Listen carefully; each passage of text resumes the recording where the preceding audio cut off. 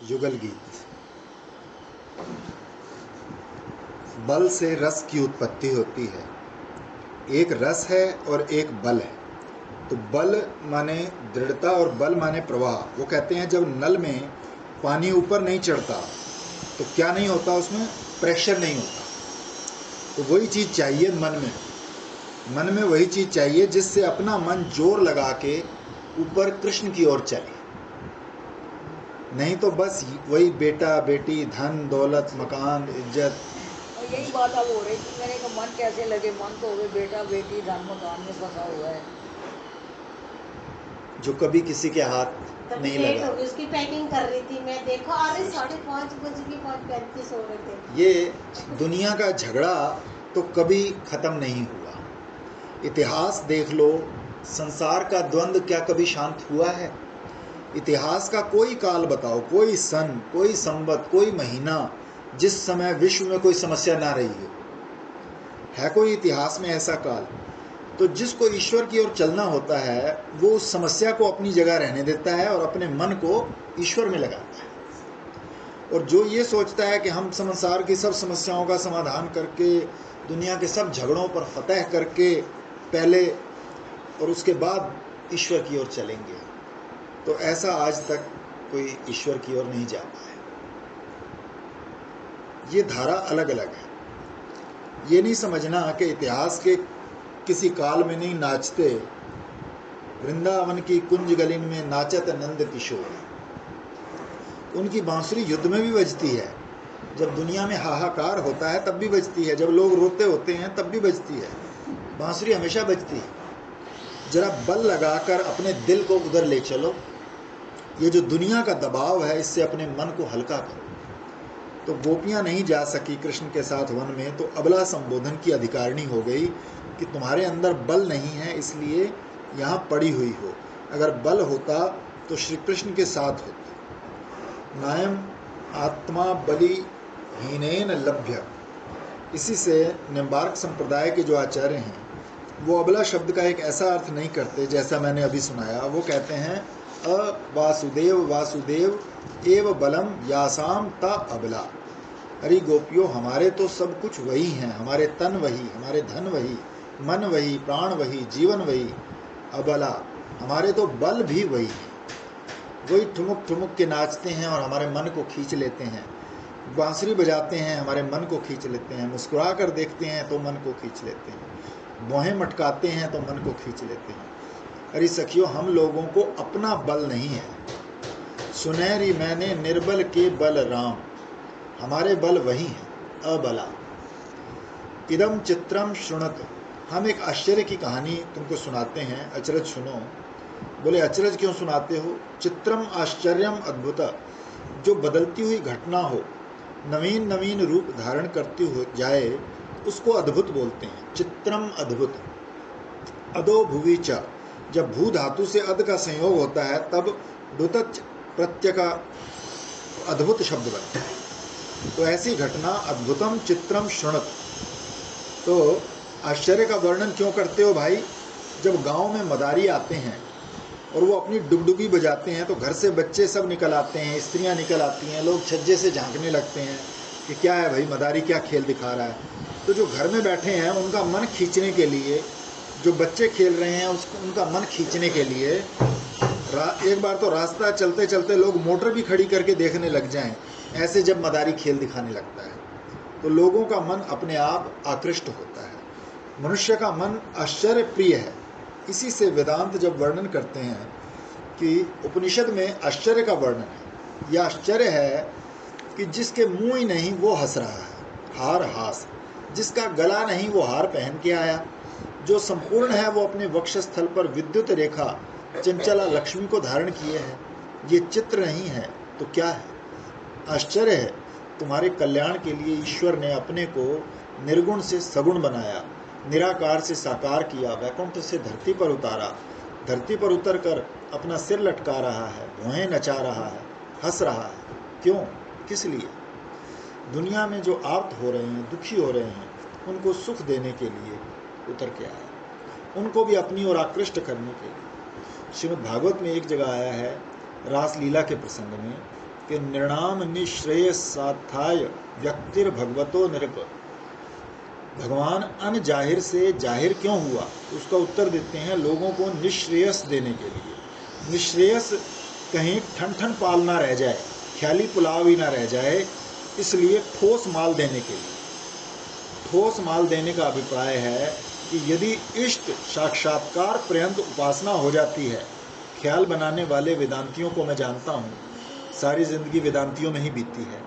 सिर्फ ख्याल बनाना दूसरी बात है, और इष्ट साक्षात्कार पर्यंत उपासना करके अंतःकरण के सारे मल, सारी वासनाएं धोकर एकाग्रता संपादन करके जो ज्ञान आता है, उसमें चतुर्थ भूमिका तो होती ही नहीं, उसमें तुरंत पांचवी, छठी, सातवीं भूमिका आती है। आठवीं भी आ जाती है कभी कभी, तो वो आठवीं बड़ी विचित्र होती है। वो आठवीं भूमिका दूसरे की नहीं होती। पांचवीं भूमिका में दूसरा संत मिलेगा, छठी भूमिका में भी दूसरा संत मिलेगा, सातवीं भूमिका में भी दूसरा संत मिलेगा। आठवीं में दूसरा संत नहीं मिलता, अपना आपा ही मिलता है आठवीं भूमिका में। उसमें चतुर्थ, पंचम, षष्ठ, सप्तम नहीं होता। आश्चर्य है। तो जो प्रसंग आया वो ये बताया कि विषयी नाम श्रृंगार रसाकृष्टा नाम चित्तम स्वाद मुखीकृत स्थादृश्य लीलाम सकार।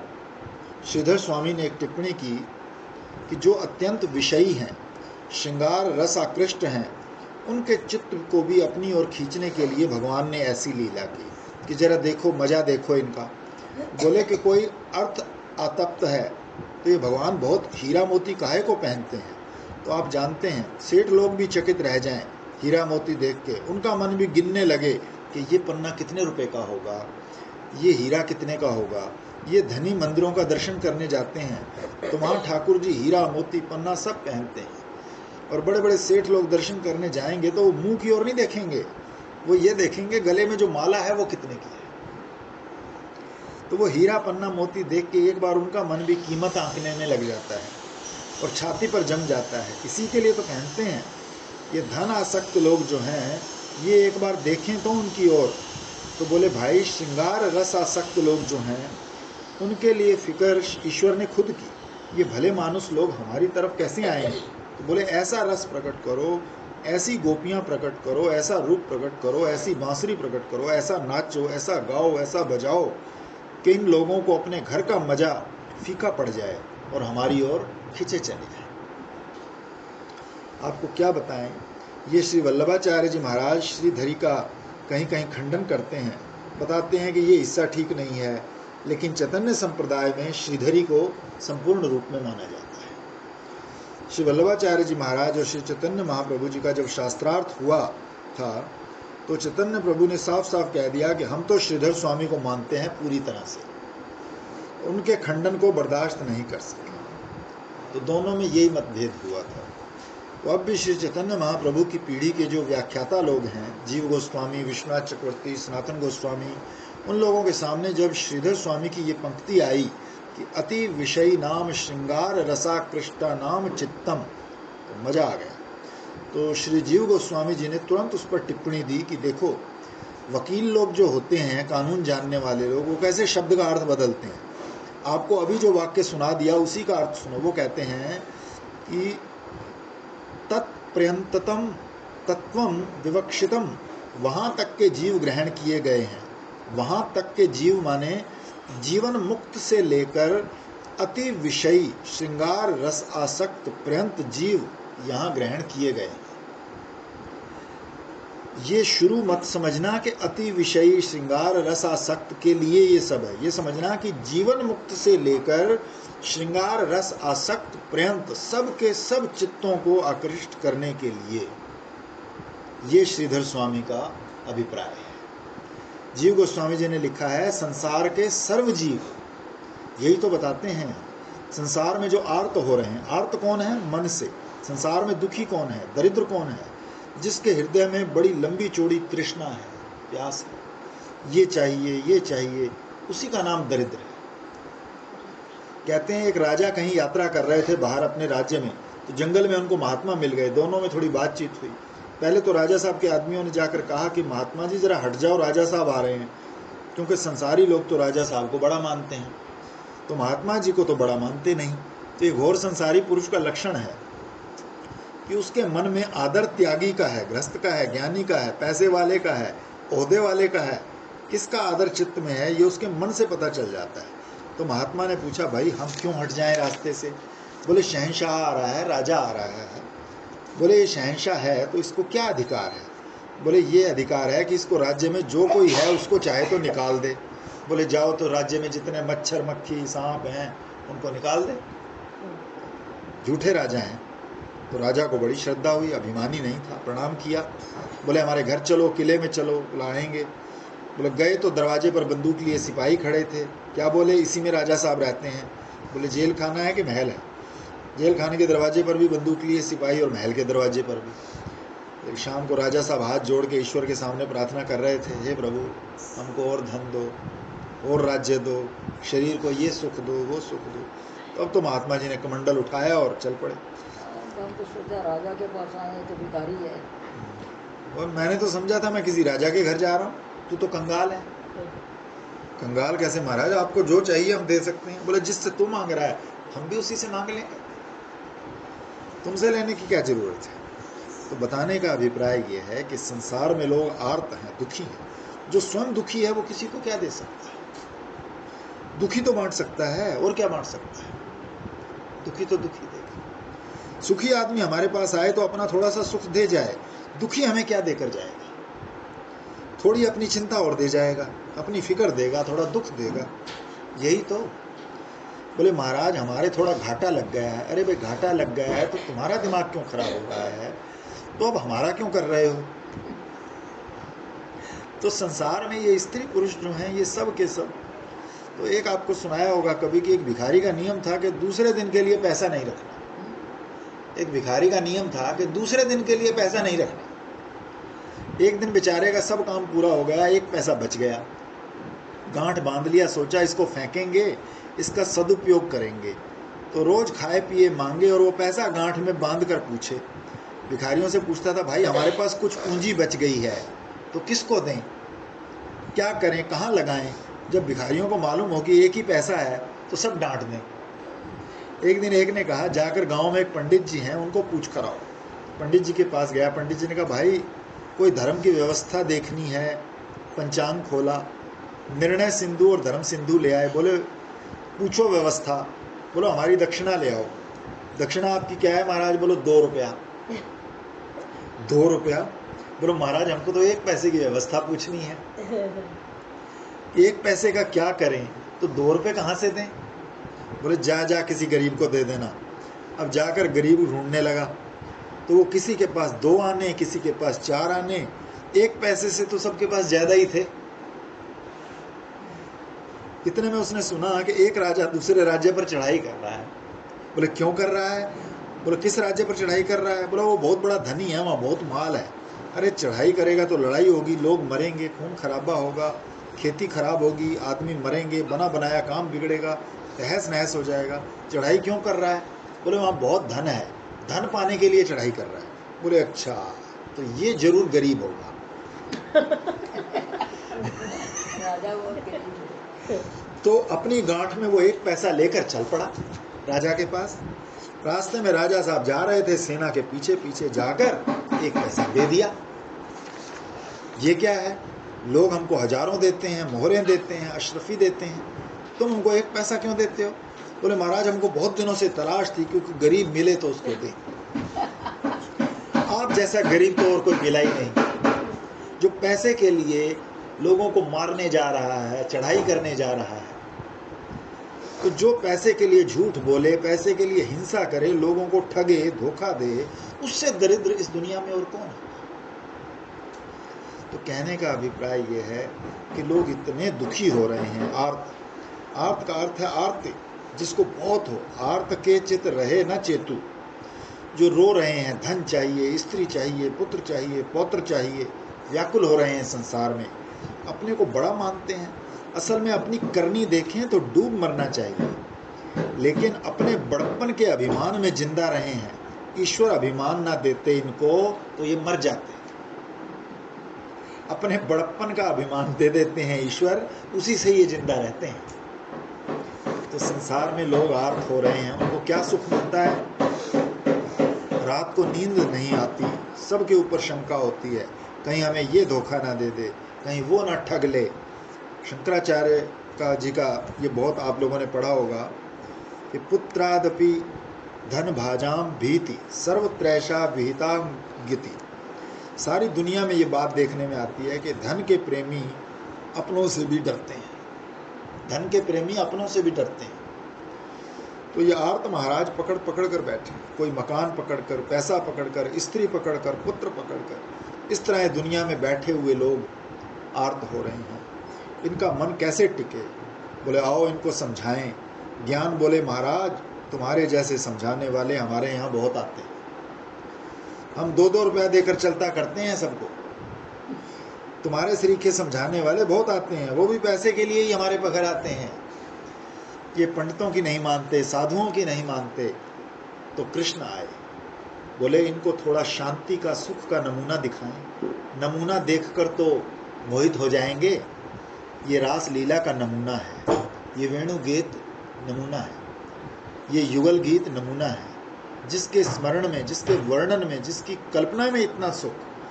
दुनिया के दुखियों को सुखी करने के लिए भगवान प्रकट हुए। क्या बनकर प्रकट हुए?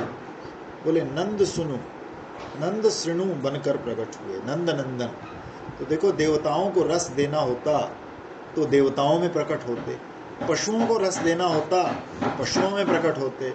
अब की तो हमारी जाति में पैदा हुए हैं, मनुष्यों की जाति में, तो मनुष्यों को रस देने के लिए नंद श्रृणु, हम भी उनसे स्नेह कर सकें, हमारे स्नेह रस को जोड़ने के लिए। तो ये संसारी लोग क्या करते हैं कि ज्ञान तो कोई कोई परमात्मा का पाना चाहते हैं, लेकिन स्नेह अपना संसार में भी जोड़ा रखना चाहते हैं। ज्ञान तो स्नेह का समर्थक हो जाता है। ये नाव तो चलाते हैं परंतु लंगर डालकर। सारी रात नाव चलाई। हाँ, 25-25, 30-30 डांड एक साथ नाव में चलाते हैं, बिल्कुल तीर की तरह नाव चलती है। अब 10 जने लग गए, नाव चलाने लगे, सारी रात बीत गई, सवेरा हुआ, तो स्नान करने आया। उन्होंने पूछा कौन सा शहर पहुंच गए भाई? बोले बनारस। घाट कौन है? दशाश्वमेध। बोले नारायण कहो, झूठ बोलते हो, कल शाम से नाव चला रहे हैं। तो उसने कहा भले मानसो, नाव तो तुम शाम से चला रहे हो, लेकिन लंगर तो अभी तक नहीं उठाया। तो ये जो संसार में आसक्ति का लंगर है, ये जो पाठ पूजा, खूब स्वाध्याय हो रहा है, ये स्वाध्याय जो है डांड चलाना है, पर विजया का ऐसा नशा स्नेह का जहाँ का तहाँ बंधा हुआ है। तो ये जो कृष्ण भगवान आए, काहे को, चाहे कहीं भी तुम आर्त हो रहे हो, धन के लिए दुखी, कुटुंब के लिए, यश प्रतिष्ठा के लिए, भोग के लिए, कर्म के लिए संसार में दुखी हो रहे हो, तो ये नाचता हुआ, गाता बजाता हुआ उतरा। उसने बांसुरी बजाई, बिगुल बज गया, आओ आओ तुमको हम ऐसा मजा देंगे जैसा तुमने कभी देखा नहीं होगा। जिसके प्रति कामना उदय हो जाएगी उसके पास पहुंचोगे। अगर भगवान के प्रति कामना उदय हो जाएगी तो भगवान के पास पहुंचोगे। भगवान के पास पहुंचाने की ये भी एक युक्ति है। और कश्मलम ययु, संसार का मान मिट गया, अब स्मृतान्यव्य, आवरण भंग हो गया। तो देवताओं की तो ये दशा हुई, उनके भोग का आवरण कट गया। और अब पशुओं का वर्णन करते हैं।